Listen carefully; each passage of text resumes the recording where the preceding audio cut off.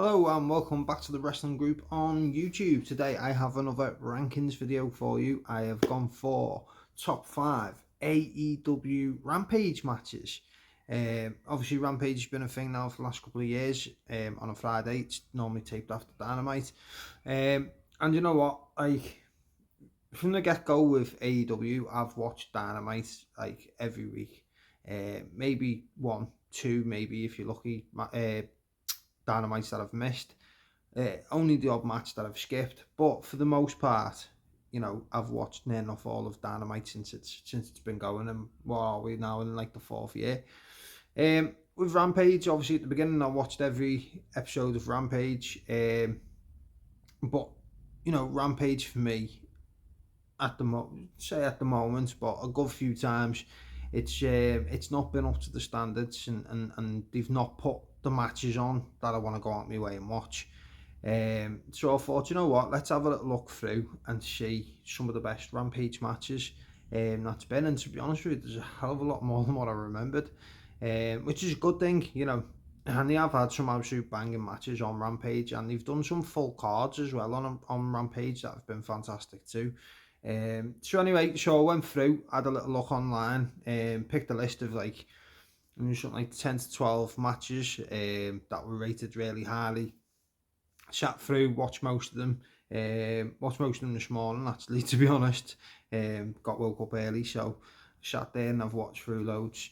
And I've come up with my list of top 5 AEW Rampage matches. So obviously you're going to run through as normal, 5 down to 1, and let you know what the greatest Rampage match is, according to me. Obviously it's all opinion based, so let me know in the comment section whether you agree, disagree, if you feel like there's matches on there that shouldn't be on there, and if there's matches on there that I did miss. Obviously I've only gone for 5, as like I've said before, previous videos, I don't want all my videos going an hour plus, so I've gone for 5, just so I can have a little talk about each match. So anyway, I'll start at number 5, which is Ruby Soho and Willow Nightingale versus Ty Mello and Anna Jay from the JAS in a street fight tag team match. So I remember when this was a thing. This is one that I didn't watch straight away, I'll be honest. I don't know the reason, I can't remember. But I didn't watch it straight away, and I went online, I think maybe the day after, 2 days after maybe, on Twitter, and the reviews it was getting was shocking. There was so much negativity based around basically the fact that Ruby Soho's head was absolutely dripping with blood.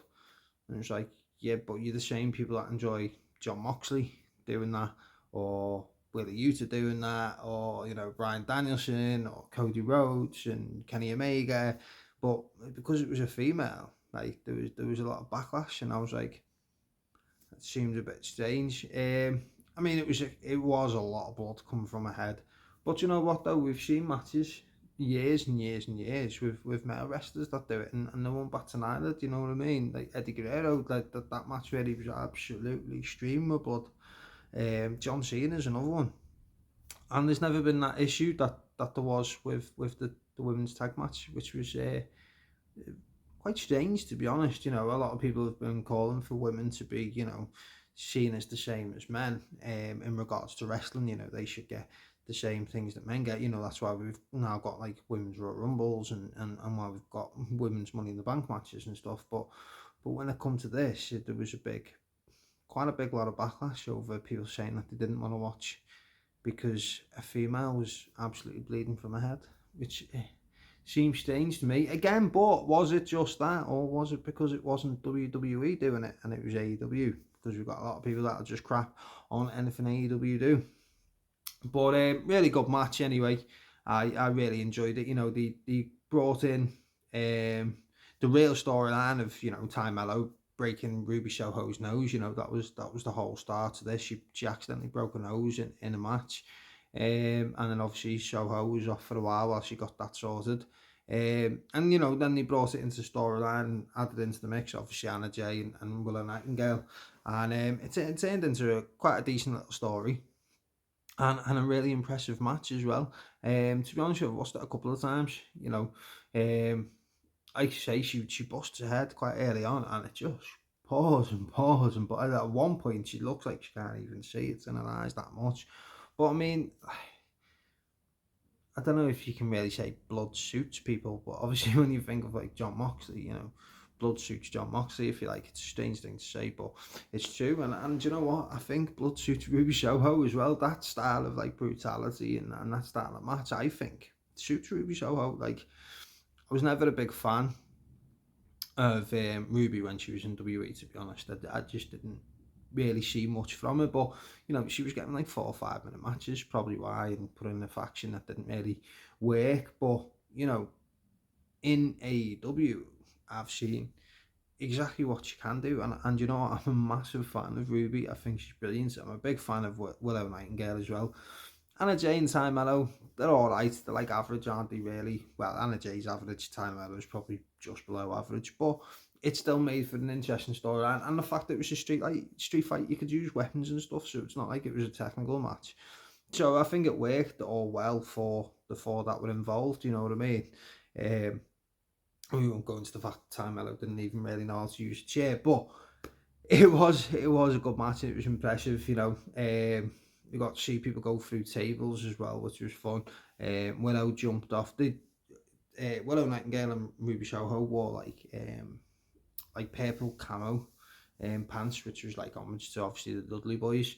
And she done like the Bubba, the sit down powerbomb off the stage on Anna Jay through a table. But this is another thing that got a lot of backlash as well, is she overshot the powerbomb, and she ended up missing the table and cracked her head on the bottom. Obviously she was fine, she was okay, but again, screams of, oh, she's unsafe, blah blah, women shouldn't be doing this, da, da, da. Look, accidents happen in wrestling. Do I believe for 1 second Willow did that on purpose? No. Do I believe that maybe she was too green to do a spot like that? No, because it's a pretty simple spot, to be honest, isn't it? And just she overshot it. She made a little mistake, and luckily no one was injured. So I just don't see the issue. Again, there's wrestlers that have been going for years, like 20, 30 years in wrestling, and will occasionally make a mistake, and it happens. Like the old saying, it's not ballet. So obviously that was a good spot. Ty Mello pile driving Ruby Soho off the ring apron through a table. That was another good spot. For the fact that they actually, the bad guys, if you like, Ty and Anna, they actually got some decent moves in as well. It wasn't just a straight mugging, which is what you would expect. Like, obviously the build to it, you'd expect the faces to just have no issues at all and just like steamroll them. But Ty, obviously it was a good pile driver as well. She hit with the pile driver off the ring apron through a table, so another table spot, which is always good. Fans love them table spots, don't they? We want tables. Can't stand that. And then we get into the ring, and the thumbtacks come out, and Soho ends up hitting the Destination Unknown on Ty Mello for the win, which again is a good end to the little story that they had. It was good that obviously they used them two for the finish, and Ruby obviously dropping Mello into the thumbtacks. Obviously the Destination Unknown is basically similar to what the Blade Runner is, and she went face first into it as well, so a bit of revenge for the nose issue. So, but overall, really good match, and like I say, I'll rewatch it again and again, and I don't understand the backlash. To me, if you're not gonna criticise one, don't criticise the other. But really good match, and if you haven't seen it, go and check it out. It's on the Fight app. So we'll go with number 4 is Kenny Omega versus Christian Cage for the Impact World Championship in the very first episode of Rampage. And not only that, it was the very first match in Rampage history, because they started the show. It was not long after Christian Cage had debuted in AEW, which was a shock at the time. He'd not long been in the Royal Rumble. A few months later, and he's debuting in AEW.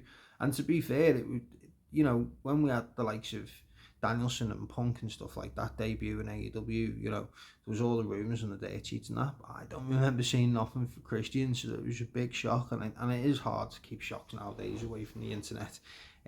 But Christian Cage, for me, from what I remember anyway, I might be wrong, but from what I remember, I don't remember seeing anyone linking Christian Cage to AEW. So it was a good debut. Obviously, he come in as well as a face. You know, outwork everyone. That was his thing that he was doing, wasn't it? So I think going into this match, he was 8 or 9 matches that he was undefeated for, so he hadn't lost a match.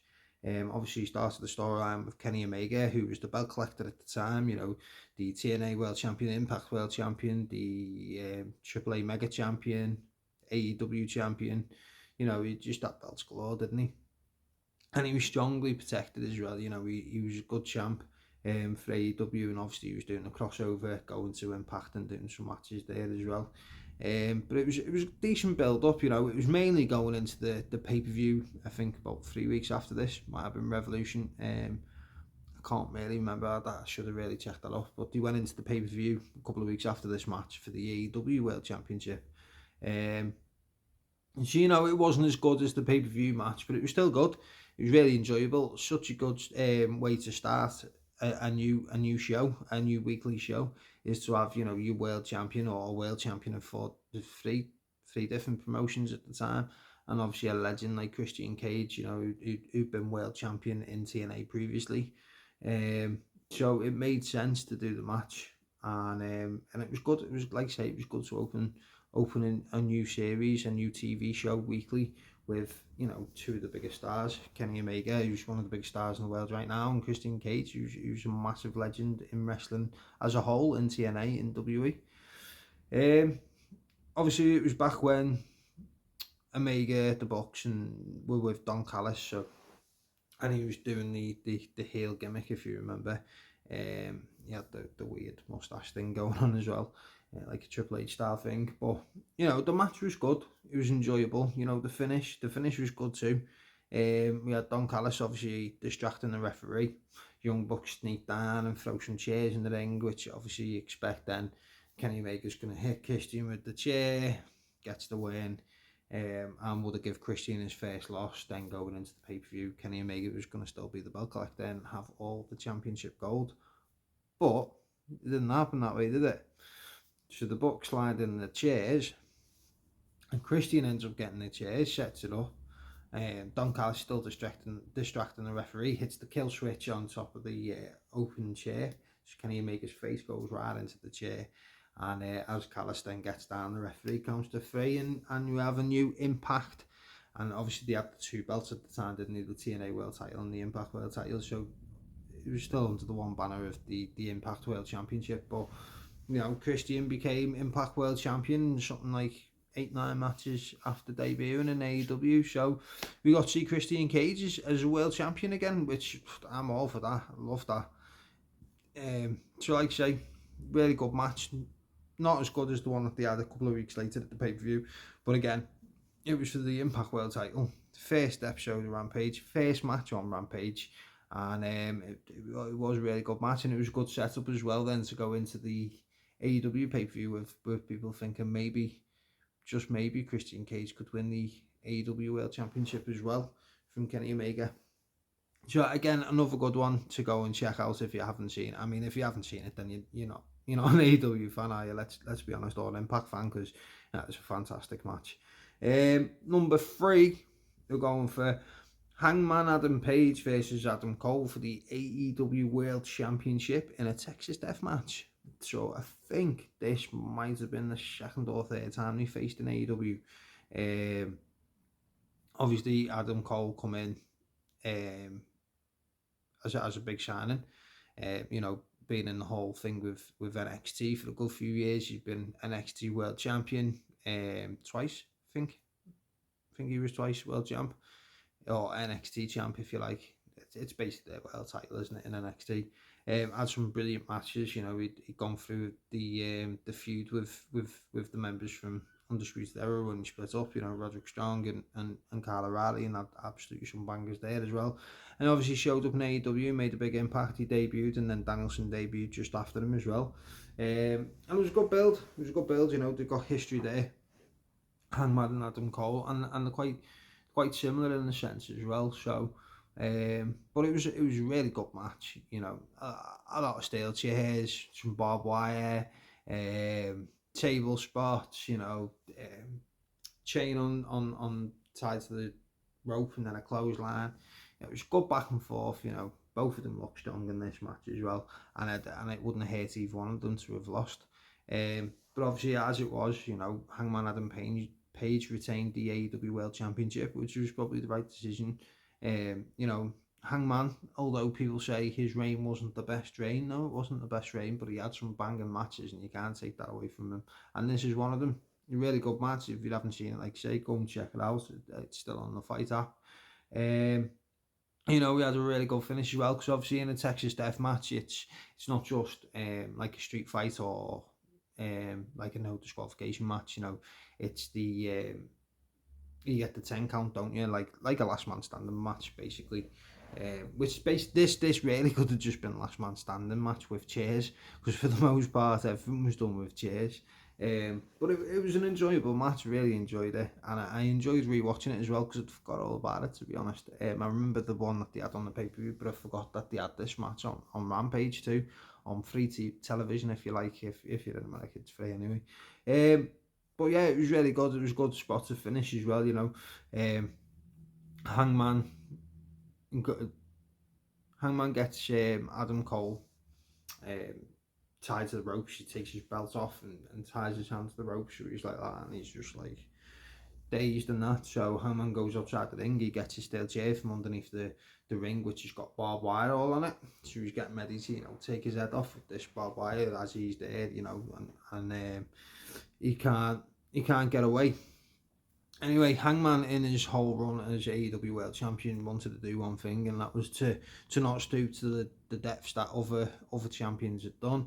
You know, he didn't want to be the bad guy. He didn't want to take the easy route. He wanted to, you know, legit beat people, if you like, and he wanted to become like this big baby face of the company. That was his whole thing. You know, he wasn't drinking beer with fans and stuff anymore when he was the champ. He wanted to be a world champion we could be proud of, if you like. Which unfortunately then made him a little bit boring and a little bit stale to a lot of people. But this then made him have second thoughts during the match, where he then thought, I'm not going to take his head off with a chair and barbed wire, because then I'd look like a bad guy, even though he dropped him on his head on a chair how many times previous in the match. But he decided this was too far. So he drops it as he's untying Adam Cole from the belt. He ends up taking a low blow. Who's shocked there? So anyway, they have a bit more back and forth. They end up where Paige then takes the barbed wire, pulls it off the chair, puts it around his arm, hits him with that. They end up on the ring apron. He then takes the barbed wire off, puts it on Adam Cole's head like a crown, picks him up, hits Deadeye off the apron through a table on the floor. And then obviously Adam Cole can't get to his feet for the 10 count. And Hangman Adam Page retains the AEW World Championship. But again, another fantastic match. I mean, each of these on here are fantastic. That's why they've made the list. But again, another one definitely to go and rewatch, especially if you're like me and you didn't really remember it. It's always good to have a little look at what people deem to be good matches or what has been ranked highly. And then just go back and rewatch them yourself, and then, like say, let me know in the comments if there's anything I've missed or if there's anything you disagree with. But I doubt many will disagree with this one being in. Really good match, two fantastic performers in Hangman Adam Page and Adam Cole.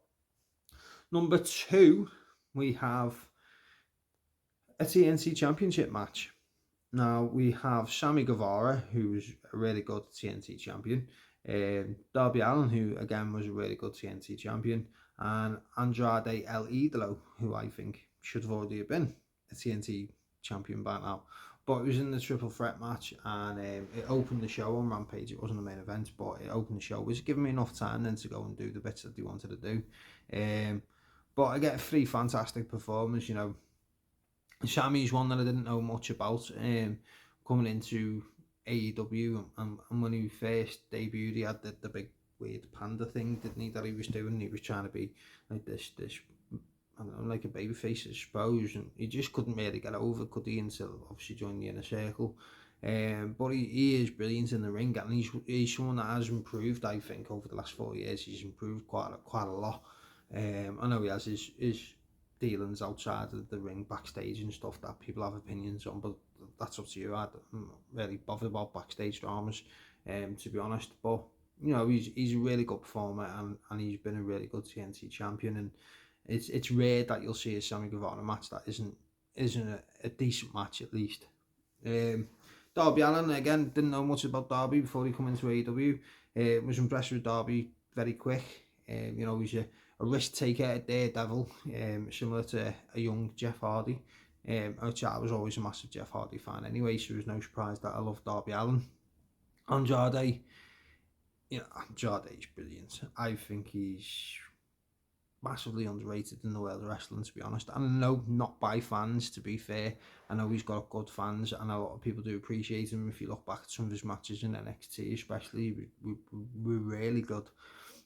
He had some decent matches on the main roster as well before leaving WWE to go to AEW, and then obviously at the start of AEW he had some absolute bangers as well, this one including. He had a one-on-one on Rampage as well, which I rewatched against Sammy for the TNT Championship. In terms of like booking, to be honest, like he's been in the company a couple of years now, and obviously he's had a long period of time off with his injury, and he's just come back, and he's gone into the storyline with House of Black, which should push him quite far in terms of being on TV quite a lot, and he'll do well in a storyline with House of Black, which are absolutely over at the moment. But just in terms of booking, like, you know, Andrade could have easily been a TNT champion by now, and you know, they've got the AEW International Championship, which is a thing now, which Orange Cassidy's defended something like 22, 23 times. You know, Andrade taking that belt would be brilliant as well. He's perfect heel. He's brutal as well. Like in this match, it was a lot of obviously fast paced, a lot of high flying spots, especially between Sammy and Darby. And you know, Andrade can mix it up as well, but do you know what? He showed like the difference in his power levels compared to the others. Like you're getting into a striking back and forth with Darby, and he just literally just chops him and goes down like a sack of spuds. You know what I mean? And you know, just he done this kick as well to Darby, and his head just looked like it just like left his neck. He just went like that. It's like, bloody hell, he's got some power. But like I say, he's got to win a singles title within the next 6 months. Otherwise, I'd expect him to start looking elsewhere, because he is a fantastic talent, and I know fans take to him really well, but I don't think his booking's always been the best, and that's not just AEW, that's also WWE. But yeah, really good match. All three of them look good, look strong. You know, the start of the match where they had Sammy and Darby trying to work together to face Andrade, but Andrade ends up getting the upper hand. You know, Darby goes for a pin on Andrade, and Sammy then rolls him up and tries to get a pin on him, and then they're like, oh, what are you doing? You know, obviously alliances never work long, especially when there's a championship involved in like a triple threat or fatal four-way. And obviously, you know, Darby going for the first pinfall, Sammy's like, well, what are you doing? That's my title, you know what I mean? So, but it was good, it was enjoyable, fast-paced, like I say. Darby, I think, if I remember right, Sammy hits the GTH on Andrade, knocks him down. Darby then throws Sammy outside the ring, hits the coffin drop as he's going for the 3. He gets a 2, and Sammy then flips off the top rope into a senton, lands on Darby, and obviously on top of Andrade because he's underneath him while he's pinned him, and then pins Andrade for the win. So, although, yeah, Andrade gets pinned in this match, you know, he's kept really strong by taking a GTH, taking a coffin drop, and then having 2 fellas basically dropped on top of him in the senton. So, I'd say another really good match, one of the best triple threat matches I'd say AEW have done, especially on Rampage. And definitely worth going out and checking out, especially if you're a fan of any of them 3, or if you like me and you like all 3 of them. But yeah, really good match, and there's no surprise that comes in at number 2. So I'll run through again from 5 down to 2, and then I'll give you my number 1, and I'm pretty sure most of you guessed it already. So number 5, Ruby Soho and Willow Nightingale versus Ty Mello and Anna Jay in the Street Fight Tag Team match. Number 4 was Kenny Omega versus Christian Cage for the Impact World Championship in the first ever AEW Rampage match. Number 3 is Hangman Adam Page versus Adam Cole for the AEW World title in a Texas Death match. Number 2 was Sammy Guevara, Darby Allin and Andrade El Idolo for the TNT Championship. And number 1, surprisingly enough, it's probably the shortest match of the list, to be honest, but it was just brutal. It was bloody, it was a mess, it was good, it was violent. And it's Jon Moxley versus Willie Yuta. Faced it a couple of times coming up to this point. You know, Yuta was desperate to leave the best friends and go and join the BCC, the Blackpool Combat Club, at the very beginning, you know, which started obviously with Danielson, Moxley and William Regal. You know, we'd faced Mox a couple of times and pretty much just got dominated. He faced Danielson, had a good show against Danielson, and then it was a case of, you know, basically, you know, he had a good match against Danielson, but you need to earn Mox's respect as well. If you want to join the BCC, you know, Mox was like, yeah, you've done it against Danielson in like a technical style, which obviously they're both like, you know, Willie Yuta was the Ring of Honor pure champion at the time. And so they had more of a technical style match. And he's like, but you need to do all styles, which is fair dues, you know what I mean? And obviously Mox is more of a brawler. So anyway, they had this match at the main event on Rampage, and it was just brilliant from the get-go. You know, probably lasted about 20 minutes all in all. Yuta comes out, seems fired up. Mox comes out through the crowd as always, and literally as he gets around the barricade and goes around, the next thing is Yuta's dropped on his head already. It was like, what the hell's happening there? Literally, he hadn't even gotten to the ring, took his jacket off and off his hoodie, and the next thing is Yuta's literally falling on top of his head. He just dives at him straight away, takes the fight straight to him, which is a side of Yuta that we hadn't seen at that point. You know, they start brawling outside, they go up into the crowd, and the pair of them are going back and forth there, you know, until they end up back in the ring. And then not long into the match, Mox busts open Yuta. I think it was via the steel steps. Splits his head open again, similar to Ruby Soho. It just keeps pouring and pouring. There's literally a part there where Yuta's like that, and Mox is over there somewhere because you just can't see because there's that much blood in his eyes. But you know, and it just splits everywhere. It's all over the outside of the ring. It's all over the ring. It's all down Moxley. It's all down himself. I mean, it does go. It was a deep cut. You know, and then Mox starts dominating quite early on, which is expected, you know, especially because he's been a former world champ and knowing obviously Mox and the brawler style, and he's quite brutal, you know, with the big King Kong lariat and stuff like that. So yeah, he dominates, and you think, oh, it's just going to be the same as the others. He's already lost loads of blood. It's pretty much going to be the same as what we've seen 2-3 times beforehand. And then, you know, he knocks, Yuta manages to knock Mox to the outside, and Mox is stuck by the, you know, the table that they have outside the ring, and Yuta comes off the top rope from like a crossbody style and goes through the table with Mox, which is a brilliant moment, you know. Then turns the table, where it's not just a domination, a dominated match like normal. And they have like good trade-offs in the match as well, where they're just absolutely laying each other out with some elbow shots, you know, look brutal as hell. You know, Jon Moxley, as always, bites Yuta on the head, which is a bit mad considering all the blood on him, but, you know, Mox ends up with blood like around his mouth and stuff. So then Yuta, to counter that, then bites Jon Moxley in the head, and the fans loved it. At this point, like, the fans are right behind Yuta, like, there's full-on Yuta chance and a lot, you know what I mean? And that is big to get chance like that against, like, an opponent like Jon Moxley, you know, where the fans are wanting you to go all out, you know what I mean? And then Yuta ends up eating a paradigm shift, and you're like, well, thanks for coming, thanks for playing, you know, 10 minutes in, you had a good, half decent show, and you know what I mean? And then the next thing is Yuta kicks out on 2. It's like, holy hell. Then it started to get loud, you know, the fans started to proper getting behind Yuta then. Mox then sticks him in the bulldog, puts him in the choke, you know, the blood's going all down his arm and everything, and she's trying to choke the life out of him. But Utah's not giving up. So then he starts hitting him with the with the knee strike. I've got an elbow with knee strikes to the head. You know, he's going all out. So Utah ends up even hitting Mox with the like Blackpool Combat Club stomps now, aren't they? Where they hold the hands up, where like Danielson says he's going to kick your head in. You know, Utah starts doing that to Mox. The fans go mad there. Utah gets Moxley in a bulldog choke.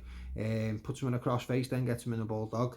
You know, it's brutal, it's fast, and it's exciting. You know what I mean? Especially at the time, like say the fans start getting behind him. He's just kicked out of a paradigm shift, and he's got John Moxley in a bulldog choke here. You know, Mox is just as surprised as anyone. So then, in the end, Mox hits a paradigm shift where he drops him literally on the top of his head. He proper goes full back. More like a Death Rider, if you like. Proper drops him on his head, lands him. 1, 2, and we get another kick out. He kicks out of a second paradigm shift. I think he might have been the only person to do that at the time. I don't remember many kicking out of 2 paradigm shifts. So obviously Mox is like, holy hell, what the hell's going on now? Anyway, locks him in submission and passes him out. Which, to be fair, is good. I like the fact that they done that. They had him pass out temporary rather than tap out. It kept him strong, and then obviously we had him getting inducted into the Blackpool Combat Club. We had Danielson, Regal, and Mox stood around at the end. Utah's on his knees, absolutely drenched in blood. And Regal's getting ready to just punch him in the head, and you know, Utah's like, come on then, let's go. He still wanted to go, which obviously the fans were eating off. And then Regal shakes his hands to a massive pop, and then uses the blood off his head to write BCC on his chest. And we end with Moxley turning around to the Utah saying that the real work starts now. So yes, he lost the match, but he earns the respect of John Moxley, Bryan Danielson, and Willie Regal in a really good showing. Like I say, it's probably the shortest match on it, but it is by far my favourite. It's just brutal. It's back and forth. It's shocking, like especially if you watched it the first time, with kicking out of 2 paradigm shifts and doesn't even tap through to the first bulldog choke, and even get Mox to the point where you think Mox might tap or pass out. And it was the start of Willie Utah in the Blackpool Combat Club, and the start of Willie Utah being pushed to actually be something. You know, he alright, he was pure champion under being with the best friends and stuff, but he was just another guy, wasn't he? Just another wrestler. Yeah, he was quite good technically, but that was it.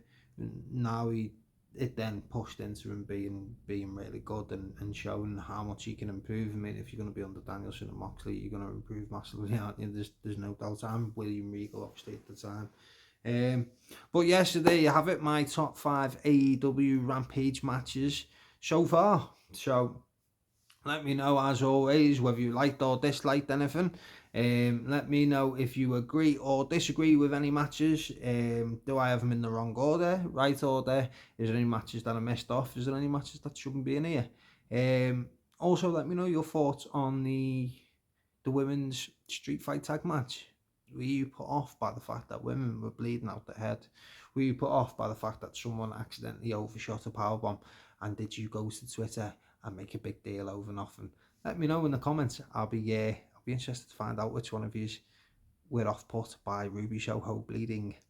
But yeah, so as always, thank you for watching. Keep an eye out for more wrestling related content coming soon. I have more WWE 2K23 Universe Mode matches to be uploaded. I have the AEW Fight Forever game that has been downloaded. I'm just waiting for it to go live now so I can actually play it. As soon as I figure out basically my way around that game, I'll start uploading matches from that game as well onto YouTube. So keep an eye out, especially if you're not going to buy it straight away and you're waiting to see what it plays like. Keep an eye on this page, because I'll be uploading videos as soon as I've worked that out. I'll have more rankings videos coming soon. I'll have more wrestling figure unboxing videos coming soon, and I'm going to do 1 or 2 more podcast episodes, like the one I did with Scott recently. So I'll have more guests coming on from the wrestling group on Facebook, and if you're not on there, go and check it out, because that's where we run most of our stuff from. So as always, thank you for watching, and see you soon.